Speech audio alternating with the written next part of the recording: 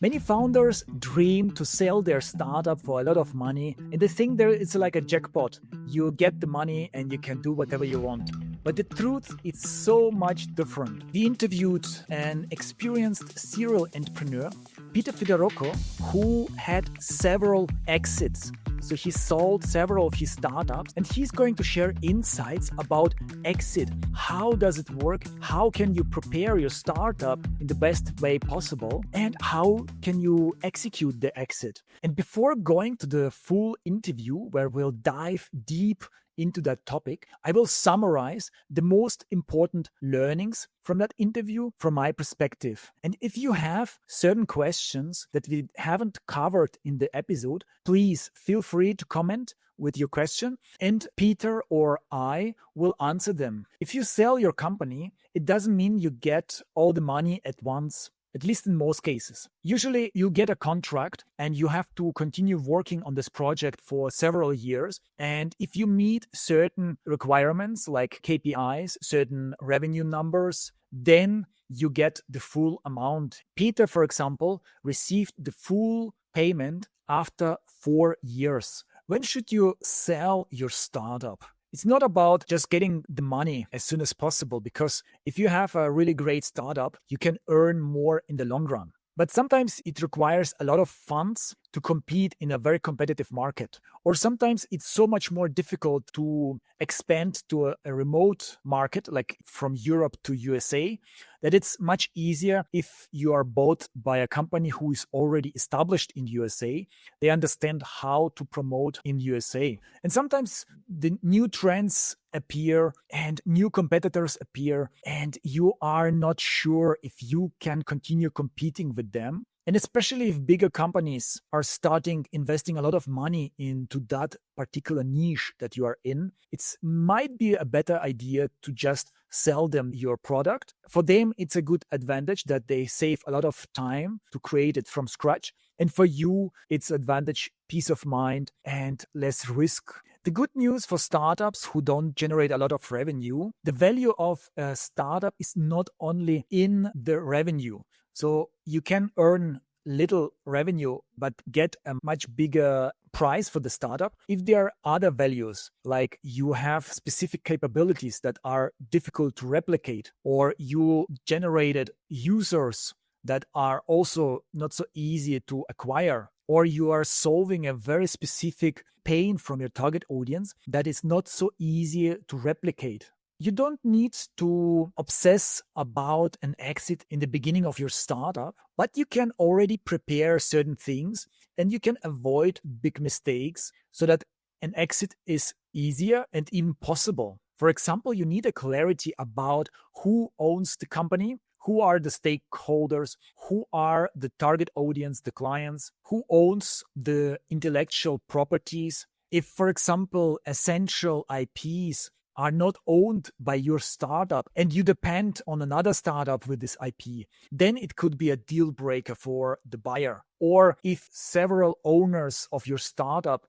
don't agree on selling your startup, then you can also get some issues. Also, if you cannot find important contracts, then it can become pretty stressful during the exit period, or you can even lose the buyer. If you are not ready after a few weeks, some buyers might lose interest. So it's really important to have a proper organization of your contracts and all the important documents. Another good practice is to use standard technology stacks. So to use, for example, AWS and maybe Notion. So tools that are common. For example, for CRM, HubSpot is a very popular solution for bigger companies. And if you use very unique small solutions for central parts of your startup, it will be more difficult or maybe even impossible for the buyer to integrate your startup in their ecosystem.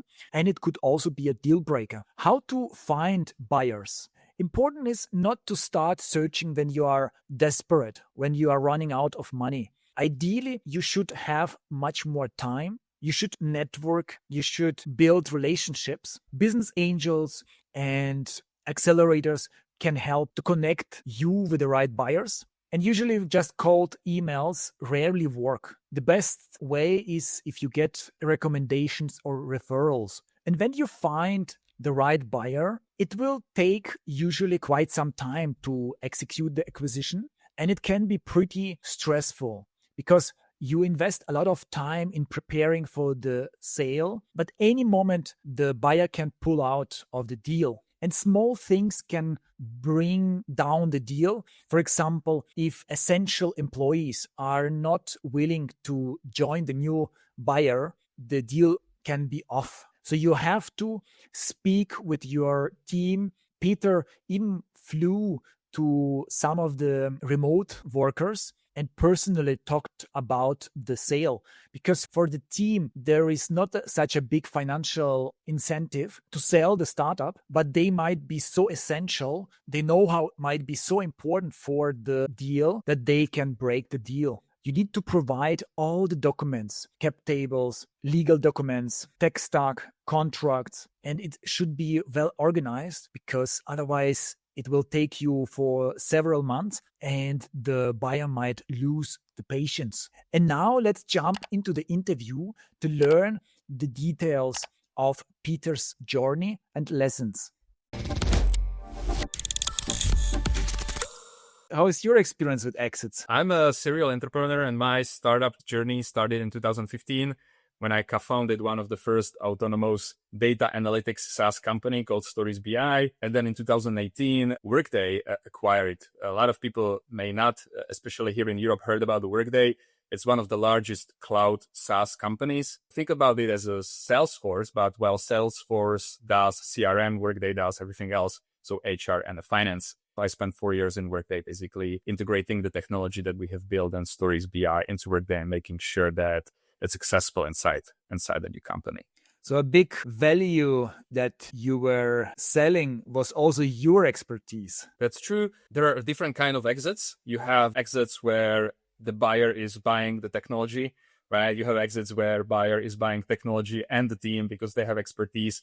Most of the time, basically, buyers or the acquirer expects the team to continue working and nurturing and running and growing the business inside the parent company, right? So while a lot of people see exit as an end road, and during our startup, we have been very exhausted, right? Because you run a lot of hours and you see this exit as an end line, right? Where you basically run and then you fall down and you start breathing and you say, now I will recover. I will go to a holiday and I will be lying on the beach and enjoying. But very quickly, I understand, no, this is the end line where the new line basically starts and you need to continue running even more, right? Because now you have a bigger responsibility. And obviously, there is a lot of mechanisms that make sure that you continue performing even in the new company. It's not a holiday; it's basically just more work. But I don't want to discourage anyone of exiting. Right? There's a lot of cases when exiting your company makes sense, as it did in our case. And basically, we can talk about when it makes sense and when you should be thinking about it versus when it's better maybe to continue independently. And you already have almost sold your second startup, haven't you? That's true. It's not public yet, but maybe once they show it out, that shortly after we will announce something related to our current company. Do you think it's much easier to sell a startup, when you have already this experience of selling a startup? So your second sale, was it easier? It's easier for you as a founder because you know what to expect from the process, right? Because exiting a company is a very strict and rigid process. The steps that you need to do from receiving the LOI, which is a letter of interest, that's the first point of your exiting. When a company sends you LOI, which is a formal letter when they say that they express interest, talking to you through due diligence, through signing, up until the closing. Obviously, if you have done it once, it's a very difficult process because it requires a lot of materials and information that you need to provide to a second party, and you need to know what to expect and what to do and how to do it and what to share and maybe what not to share. But in terms of the second time is easier, I wouldn't say so, because the market conditions change a lot. The first company we sold in 2018, which was a very good period for SaaS exits. Obviously, this is a pre-COVID period. Then I think during the COVID, it was even better, right? But 2018 was a good year for exiting. 2024, 25, which we are right now, it's completely different market situation, right? The valuations are down. The IPOs are basically non-existing. Everyone's budget is tight. Everyone's looking what's going to happen with AI. Everyone's focusing on AI, right? So the conditions are completely different. And the playground is completely different, even though the process is the same. It would be interesting to understand how it feels like when you get your first exit, especially when you get the offer. Maybe you can tell the story how it was before your first exit, which struggles you had and how you felt in that. And then you were looking for the buyers, how that went. And then we can see how it actually happens. Yeah, that's a really good question. So how we thought about exit was myself and my two co-founders, we were all working in the enterprise companies before founding Stories. We saw a problem in the data analytics space that a lot of labor was manual, and we have been thinking about how to bring AI into the place. So we are very excited about the technology, three of us, and building a technology that can enable this, right? But then the hard truth hits you, and this is that you are coming from the enterprise. You need to sell to enterprise. You are based in Prague, in Czechia, and selling to enterprises is really hard, especially if you are a startup, right? So we had we were very excited about the technology. We had a very good technology, which later on proved itself, but it was very hard to sell. In Europe, there's not a lot of companies do have trust in startups. The startup doesn't have all the experience and all the processes in place and all the certifications to be able to be sold to enterprise. And then think about selling to US from Europe, right? So you have a time difference, you have the language barrier, because they always look at you like you're not a native speaker, you're Eastern European, founder who's trying to sell something. So it was really hard for us. It's roughly 50 customers, enterprise customers at the time, and we were in front of a challenge.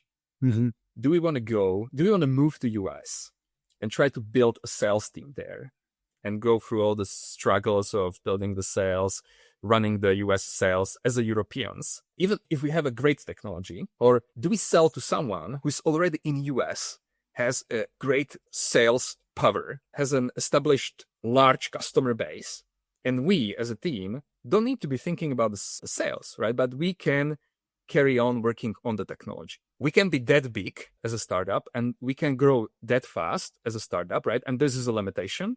Or we can be part of a larger company with this huge sales force and with that huge customer base and just grow much faster and make a much, much bigger business, which later on proved inside the Workday. So our rationale was, okay, let's join someone bigger and let's make the technology will be successful inside a larger company, and is not going to see maybe a very slow growth, or maybe there will be someone bigger who will copy our technology and will be a bigger company, right? So then they will basically be a big threat for us. And we have seen a lot of, I think, European companies that try to establish a sales presence and a sales team in the US, and they failed because it's very hard.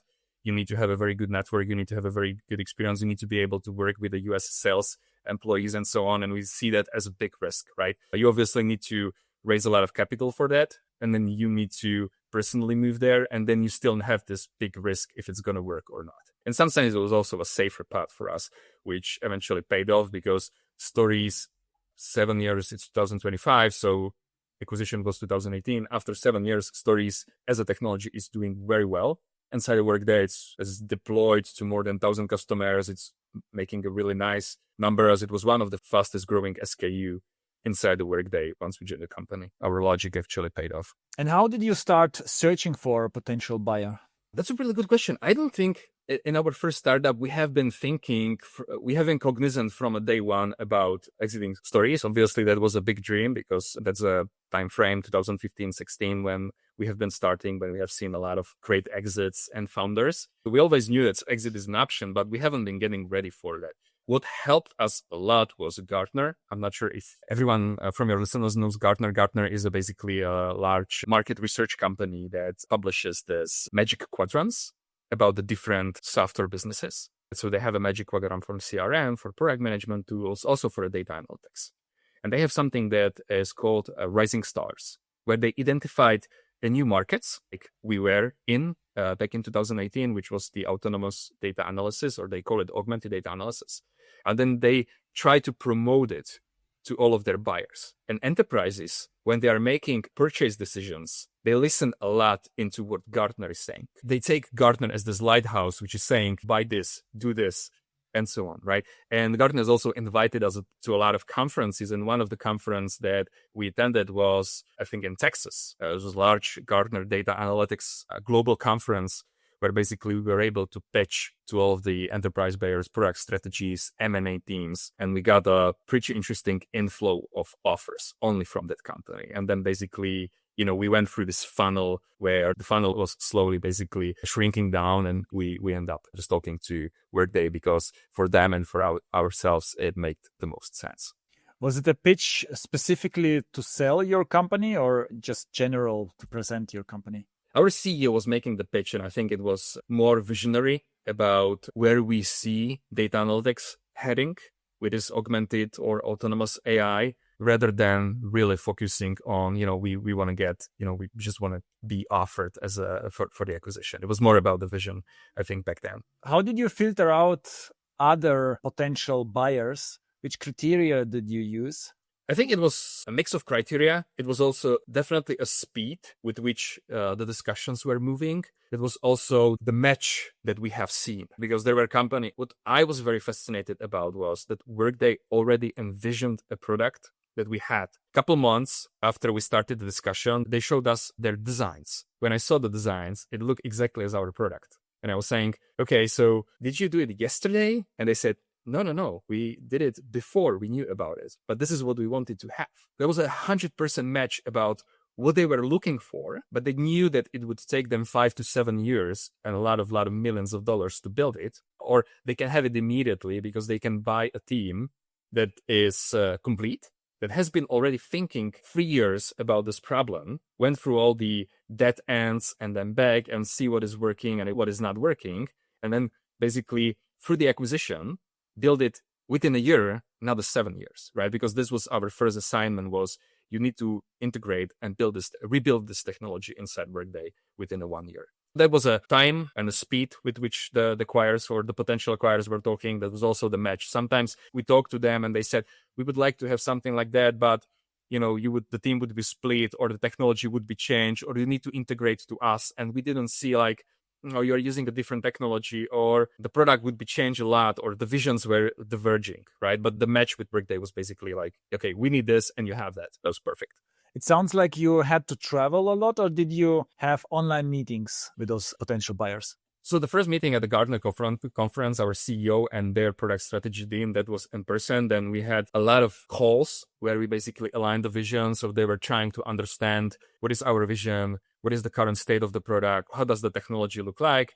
Also, they talk about their vision, what they need. So we are aligning if there is really the match that we see. And then obviously when the due diligence kick off, which is this official process where the buyer is trying to know everything about your company, basically, and you need to uncover all the books and all the details, that happened in person in Prague, right? First time the whole team traveled to San Francisco was basically after the acquisition, when we went for the onboarding into a company. One of the conditions was obviously that all the key employees, which was majority of the team, will remain in the company and will continue working in the Workday. That's also good. It's good to keep in mind. How long did it take from having this presentation until you sold the company? We engaged at this conference in March and we signed in June and closed in July. So 3 months. The funny thing is that later on we learn that this time does not correlate with the size of the company, because along with acquiring stories, Workday was also acquiring $1 billion company. And it took them the same time. Our due diligence, because we were not ready for it, right? And you need to uncover a lot of paperwork, and you need to make sure that all your agreements are in place and you have all your employee contracts and all the finances, and uncovers the book.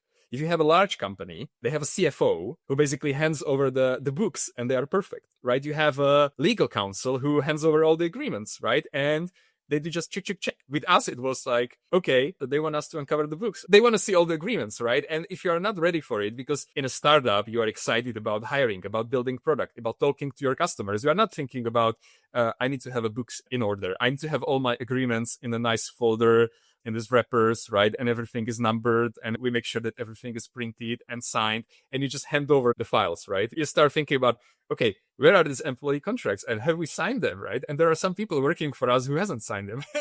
Or, okay, maybe this customer, right? We just signed it digitally and we don't have it printed out, right? So it was nice to see that they acquired a billion-dollar company, a multi-billion-dollar company in the same period of time, right? Because the process is always the same, but the speed through which you can exchange the information depends on, how ready you are. The second acquisition we are doing right now, the due diligence took me one evening to prepare the data room because you're ready. Data room is usually a folder, a Google Drive folder where you put all the information structurally, right? So you have a folder for agreements, folder for contracts, folder for incorporation, Google Sheet with your balance and assets and expenses and profits, maybe a deck about your technology architecture, maybe a cap table, maybe just CVs of your employees. These are kind of information that you need to share. And if you have everything ready, if you have your books in order and you just export and upload to a Google folder, if you have your agreements in place and you just upload them to this Google Docs, if you have CVs ready, if you have a cap table somewhere, basically just copy and paste everything to one folder and you share it. And obviously some questions can come back and you need to fill in something or you need to specify something. If you know the due diligence process and what it expects, compiling the data folder is very easy. So think about it from the beginning, all the agreements. If you see the chance for exiting or you think that you would eventually exit, it's good to have these things in place because then it can expedite obviously due diligence a lot, and your buyer may be not that patient for you to wait to compile the data room. They can be talking to multiple. Think about it that there's also a competition acquiring, right? The company wants to buy a technology and there is a multiple potential companies to acquire. And if your competitor is able to compile a data room very quickly on, right? I have been talking about the timing, that timing in these discussions is also very important. If someone is able to compile a data room in a day and it took you a month to put together agreements, you may lose in this competition. So the buyer can also pull out during this period. There Obviously. are no contractual obligations. No, LOI is basically a letter of interest. It's not a legally binding document. It just expresses interest of the buyer to have a discussion with you. The LOI also outlines the high-level parameters, right? What will happen? What will be the conditions? What will be the price? But it's not a legally binding document. In any point between the March and the July when we closed, the buyer can just say like, I'm out. I lost my patience, or, you share a document and there is something that we thought it's different and we are just out. That's another problem when you are a startup. I heard about the cases where companies got LOI and they decided that they go all in. So they told all the employees, and now they say everyone is working to make this episode to happen. And that's the only thing they focus on. But that's a big risk, because if the buyer say, oh, we changed our mind, you lost a couple of weeks, couple of months working on your core business. Your customers are neglected. Your progress is neglected. We decided that it's a big risk for us. So we as a founders did not tell our employees until they must knew, right? Because the company, the Workday was coming to Prague and they wanted to meet the team. So we had to tell them like, okay, look, there may be an acquisition and they want to meet us for a dinner or for a presentation. And this is happening. This is May, and March, April, and May, we are working in silence. During the day, we are trying to run our business, talking to customers, selling, operations, support, developing, managing the people. During the nights, we are preparing this data room. Because if the buyers say, we are out, you still want to have the company, right? And you need to continue as an independent company. This is, I think, one of the tough decisions that you need to make when you get this LOI. How did employees react to that?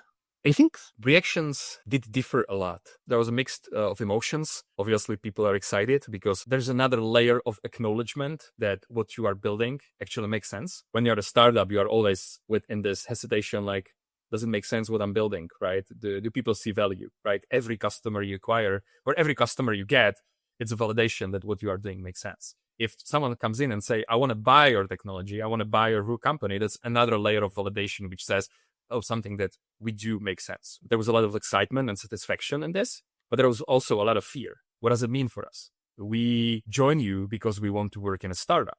We didn't join you because we want to be employees of a large corporation, and a corporation that has a headquarters in a 9 time zones difference, right? So there was a lot of fear. What are we going to do? Are we going to be split? Do they want us to work on something else? I am a Python developer and they are a Java company, right? So there was a lot of different things that I think you as a founder need to have an empathy and just work with the employees individually. We had a lot of cases where our employees were outside of the Prague, and myself with the whole family traveled during the weekend to meet them and just have an informal discussion where we want to just like announce it on a Slack, but we traveled to them, we met with them, we explained them what does it mean, and then hear them out, all their concerns, and then try to address it. So people don't freak out. Because usually the contract, when the company is not acquiring just the technology or just the customers and don't care about the team, but want the team to continue developing this technology within the buyer, the condition is that everyone will, something that they call key employees, right? So that's probably not the office manager, but all the people who have the IP about the product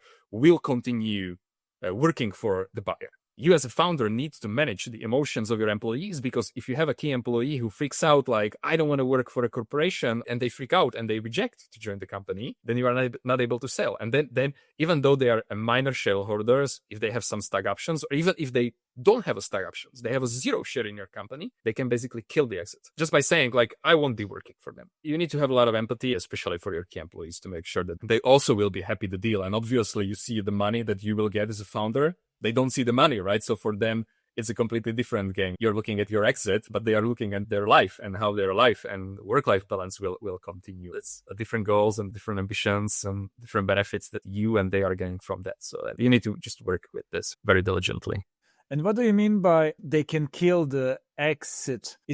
Are those people not replaceable sometimes? Maybe they are not, but the buyer says the conditions. And when the condition is that within your company, we identified these people as a key employees. There's one more thing I want to mention, a difference between a signing and a closing. That's also important. So I'll get to this. If these key employees won't join us and won't sign the employees' contracts, we cannot close the deal. There are 3 milestones in the exit. The first one we talk about, it's LOI, letter of interest, or memorandum of understanding, right? MOU. This is the first document you get, which buyer says it's not legally binding. It says we want to acquire your company. Then you are working through due diligence where you exchange all the information, uncovers the books, show the agreements. Then comes the signing. So you sign the deal. I'm selling you my company. That's not the end, because you still need to do a lot of things, right? You need to sign the employee contracts with your employees with the new company. You need to work with your existing customers. In our case, Workday decided that we will tear down the technology for the existing customers. So you need to go to all of your customers and say, look, the technology was acquired and we will be sunsetting our product. But they signed the agreements with us, right? So there can be some penalties, or they can say like, no, right? So you have the signing where you sign, but there is still a checklist of things you need to do, like signing the employee contracts, talking to all your customers, maybe do some legal things. And the closing is the day when you basically close the deal. And then this is officially done and the company was acquired and you start working for someone else. You sign the deal, and between the signing and the closing, you need to make sure that all the key employees will sign the agreement. You sign, and then you have one employee who is a key employee and they said like, no, I don't want to be working for a corporation. I'll just join a different startup. And this is what I meant by killing the deal, because the agreement says that we can close only if all the key employees sign the deal. So there are many things that can go wrong during this acquisition. Basically, you don't sleep for 3 months. The only message you always expect, like every time my Slack beeped, I was like, I'll open it and I will see like the deal is done. Like something went wrong. You always have this, like, you cannot have a calm sleep because you always expect something like, oh, you have been working on these and you have this huge vision that it will be exited, but the Slack beeps and someone says like the deal is done, right? It doesn't end with the signing. It ends with closing. I had a good sleep when basically we closed and I knew, okay, the company was acquired. Everyone signed everything. And tomorrow we are starting in a new company. This is a time when you think, now I'll go for a holiday and I will leave. I will lay on the beach for a week. You understand it's not like that, because the company is not buying you for what you have. The company is buying you for what you will do for them after they buy you. They're not buying you for the technology you have, because they are not buying you for the customers you had. They want to make sure that you rebuild the technology for them and then you sell it to all of their customers. And Workday had a 5,000 customers base. Startup was hard, but for me, the first year after the acquisition was even harder, because every dimension of the problem that you need to solve becomes much bigger. We were trying to hire one person, where they say, okay, just grow the team, hire 20 people for next year. So instead of hiring one, you are hiring 20. Instead of managing 15, you are now managing 50. Instead of thinking about one technology, now you are thinking about the net of technologies, because you are in a 15-year-old company with the different technologies and different teams, right? Instead of working with the one team, you are working with the 15 teams right now, with the 15 different technologies, with 15 different services. You're part of the enterprise. So now you need to promote people. You need to fire people. You need to do performance checks. You need to be thinking about the planning. You need to be thinking about reorganizations, right? And these are all the things that you have not dealt at that scale in a startup. It's just first year after the acquisition is basically startup squared, at least for the founders. Another thing is that buyer doesn't pay everything for the acquisition. They make sure that there's a lot of mechanisms that make sure that you are paid out for what you deliver. Things like earnouts, when it's not conditioned only by your employment with the company, but also some KPIs and the milestones you will hit. You are selling the company, you're selling the company for a bunch of money, but usually you see during the closing only portion of that money, and the rest is basically restricted and is conditioned by multiple conditions, that you hit the milestones, that you carry on working for the employer. You're going into this risk that you may not see the money at the end of the day, and you still need to work hard to hit the milestones to actually see all the money that you were originally promised. That's basically just another thing to be aware about. And earnouts, especially if it's a technology or a technology acquisition or acquihire, then the earnouts are a very common thing. I have talked to many founders who did exit, and basically one thing that all acquisition had in common was that there were earnouts, because this is an insurance how the buyer makes sure that the acquisition will be successful and that people will work hard even after they're acquired. Which kind of time frame are we talking here in terms of when you get all your acquisition amount? Usually, I'm just talking from my experiences or the experience of the other founders that I met and we had an open discussion about. Usually the time frame, think about the time frame 3-4 years. Wow. Which in a larger company is you need to integrate the product. It will take some time. You need to go through some early adopters phase. You need to make sure that the early adopter program is successful. You need to make sure that the product can scale. Basically, it's a multi-year process until you see that the product was well integrated. It can live independently in the company. It can scale to their needs, and it works well with the customers. And I think that's the time when the company starts thinking about, okay, now it's time for you to move, which was also our case, that we basically spent 4 years in the company making sure that the product is mature, can work in Workday without us, and that's the time for us to move on. So the real relief is after a few years where you can really relax and... Yeah, for me it was, even though the startup phase was 2015, 2018, when we had the exit, like real relief was 2022. Oh, wow. So 4 more years. It's twice the startup length. Right, so 2 years in a startup and then 4 years post acquisition. So it's a long period to make sure that everything works as they expect. Yeah, that's a really good reality check for many founders who are listening, because I think they overestimate how great it goes usually. It's definitely something that I don't want to discourage anyone of doing it, right? It makes sense for us, I think, financially and internally as a satisfaction. One, financially, because I think the exit was for us likely a better outcome than if we continue building this technology as an independent Czech company, right? Because we have seen shortly after 2018 that the large competitors start coming up with similar solutions, right? And then basically they just go and they just kill you. Even though it's hard and it's not as shiny as Forbes talks about it, it may make sense both financially and also for your internal satisfaction, right? Because we took the technology as our baby, and I see that my baby is actually working in hundreds and hundreds of large Fortune 500 companies across the globe. If I keep the startup for myself, it may work in a handful of Czech companies or Central European or European companies, but it wouldn't have this massive global impact,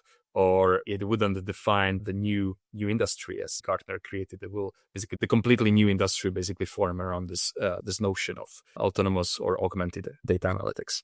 How did you know what is a fair value for the purchase of your startup? This is actually a very hard question. Again, the time period or the market conditions dictates that a lot, because if the market is hot, and everyone's chasing and wants to have a next cool startup. Like now we see with AI, right? And just OpenAI acquired Windsor for 3 billion and so on. It's obviously the 3 billion. It's not based on any financial valuations model, right? It's not like they take ARR and they multiply it by 5 or 6. OpenAI needs the technology because they want to compete and be better than their competitors. If you are in this kind of hot market, the valuation can be basically even up to hundreds. Even if you don't have a revenue, or if you have a very little revenue, but you have something that is very cool and something that your buyer wants, then you can basically just dictate the number and test if there is a buyer who is willing to pay it. My CEO told me that he had a very good recommendation that basically he said, someone told him who was very experienced in M&As that whatever you had in mind, just double it, right? Because then during the diligence, they will find the things and the buyer will try to push down the price. That was one of the recommendations he had. So we had some vision for how much we value the technology, and then basically we double it. But now I think if you are not a Windsor, or if you are not any hot AI technology and you want to sell your company, I think there are standard valuation models that the buyer looks at your ARR, annual revenue, multiply it by 5 or 6, and basically that's the number they will offer you. The range is big and it really depends on what kind of market conditions you have, and if you are a hot startup or if you are just basically something that is selling on a financial basis. Did you receive several offers with a concrete amount, and then you chose price was one of the things that you took into consideration, but also all the other things? Yeah? Definitely, because usually the buyer asks how much is the price of your company, and you have this number in your head, which you multiply by 2. And there are buyers who are willing to pay, and there are buyers who may not be willing to pay. They obviously may say no, or they may start negotiating with you like, okay, you want this, but we are only willing to pay this because we have some benchmarks or because we have some own valuation models, right? So it's always like any kind of transactions where you basically negotiate the price. Can we talk about the timing when you shouldn't sell your startup? You're not should sell your startup. I think, obviously, if there is not an ideal buyer, if you have a strong product market fit, you have a sales organization in place, you're growing, your numbers looks great, right? And you're very confident that the enterprise competition wouldn't come up quickly with the copycat of your technology and basically just kill you through the sheer power of money and the sales force. We also got a lot of recommendations saying, don't sell, wait a year and sell for 10 times more. It's obviously a question, do you prefer to wait and maybe have a higher gain, or do you just don't want to wait and take what's on the table right now? It's a risky, right? In 2018, maybe if we wait 2019, 2020, COVID period, the market was even hotter. Maybe the recommendations we received would pay off, right? And we would sell even for more. Or what could happen is something like a 2022 period came shortly after the war in Ukraine started and the inflation rose and basically the markets dried up, right? And then you say, okay, last year I could sell for this nice multiple, and now basically the market conditions are completely different, right? So there's always a risk. Do you want to wait? Do you want to risk? Maybe there will be a higher valuation, or do you just want to do it immediately? We saw that what we are building, the competition in the US is appearing. It's very easy to copy technology. It's very easy to sign up to your product, see how the UX works. You reverse engineer the algorithms, even if they don't work as well as yours. Your sales team can always sell it as a similar solution, right? So there's a lot of risk that someone bigger will come and basically just kill all your sales efforts. If an entrepreneur is creating a SaaS startup at the moment, which mistakes can he do so that it will be more difficult to sell? Definitely one of the things is have everything about your company in a good shape. The way how you incorporate it, who you hire, under which contracts do you hire. Do you have a stock option plans? This plan motivates your employees to continue working. Do you have a finances in place? Do you have I know that this will be maybe more nerdy, but do you have a technology that is acquirable? If you use general technologies that most of the companies are using these days, like Java technologies, Python technologies, React for front-end development, it's very easy anyone can buy you and very easily integrate you. If you decide that you will use some very niche technology that is very cool and you enjoy working at it, it's very incompatible with the technologies that others are using. This is another aspect that can basically kill your acquisition. In the data space, we had a lot of discussion about what kind of underlying database technologies we are using. Workday was using a Hadoop, which was a big data technology, and we were using a different databases, right? So I know that there were a lot of just very detailed technical discussions about the integration possibilities. And this is another thing that basically can disqualify you, right? If you say, no, I'm working only with this exotic database and I have invested a lot of money to build a schema, it's going to be very hard to migrate. That's maybe a red line for your buyer, because they don't want to invest a lot of money after you buy you to actually migrate out from your technology. Which last advice would you give to someone who would like to sell his startup? Think about it if it makes sense for you, if it makes sense for your business. Can you build a more successful business inside a buyer versus a standalone company? For us, the answer was we can build a 100 million ARR plus business inside a buyer, maybe not as an individual company. Do you want to do it personally? So are you a startup person inside you, right? You've always been in a startups. You've never been a corporate person, and you would be really struggling inside a corporation, which could be a buyer, or you are okay as we were, because first 8 years of my career, I have been working in corporations. My co-founders did the same thing. We were okay with the startups. We are also okay with the corporations, and we knew how the corporations work and what to expect, and that there's more processes and there are some more rigid organizational structures and more basically rules to follow, right? So does it make sense for your business? Does it make sense for you personally? Do you have everything in place that this will be a successful acquisition? And the last thing is, don't think about the acquisition as a final line. Sometimes it's just think about it as a triathlon or a duathlon. You do a swimming as your startup, but that's not a swimming competition, right? That's a triathlon competition, or that's a duathlon competition. So when you get out of the pool, you still need to sit on the bike. And if you have done swimming for 2 kilometers, now you need to bike. And the biking can be even harder than the swimming. It's not a swimming competition, it's really a duathlon. Amazing. Very, very, very interesting. What would you like the audience to do? I'm very active on LinkedIn, sharing a lot of insights from building a startup, acquisitions, advices for the startups, a lot of advices, and a lot of I'm blogging about the data analytics and the SaaS space, a little bit about the AI. So definitely connect with me on the LinkedIn or follow me on the LinkedIn. I'm not very active on the X for personal things. Thank you so much, Peter. It was a lot of fun and very valuable.